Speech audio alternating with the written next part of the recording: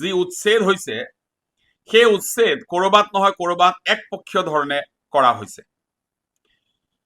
কাৰণ কোনোবা ৰিটায়াৰ্ড কৰ্মচাৰী, কোনোবা সৰু সুৰা ব্যৱসায়ী, সাধাৰণ মানুহৰ যি ঘৰ সেয়া উচ্ছেদ কৰা হৈছে ঠিকেই, কিন্তু তাত থকা সেই কমাৰ্চিয়েল বিল্ডিংসমূহ অথবা হোটেলসমূহ অথবা গ্ৰুপ অফ কোম্পানীজৰ নামত থকা বিভিন্ন প্ৰতিষ্ঠানসমূহ তাত কিন্তু উচ্ছেদ কৰা হোৱা নাই।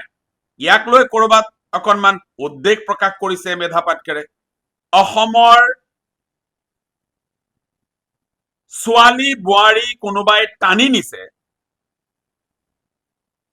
এই টানি নিয়া ঘটনাটো কোনখন আদালতত প্ৰমাণ হৈছে বা কিমানটা এনে ঘটনা ঘটিছে, এই তথ্যটো অকণমান তেওঁলোকে ৰাজহুৱা কৰিব লাগে। এই যে কোৱা হয় যে সত্ৰৰ মাটি বেদখল কৰা হৈছে, সত্ৰৰ মাটি বেদখল হৈছে, সত্ৰৰ মাটি বেদখল কৰিছে,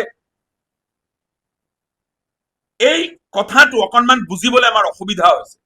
বিক্ষিপ্ত দুটা ঘটনা ক'ৰবাত হৈছে, এই যে প্ৰেমজনিত কাৰণত যদি ক'ৰবাত দুই এটা বিক্ষিপ্ত ঘটনা ঘটিছে, সেই বিক্ষিপ্ত ঘটনাৰ আলম লৈ এই যে ছোৱালী বোৱাৰী টানি নিছে বুলি বাৰে বাৰে যিটো কথা কৈ থকা হয়, এই কথাটোৰ সত্যাসত্য নিৰূপণ কৰিবৰ বাবে চৰকাৰে চেলেঞ্জ হিচাপে এইটো গ্ৰহণ কৰি তথ্যটো ৰাজহুৱা কৰিব লাগে।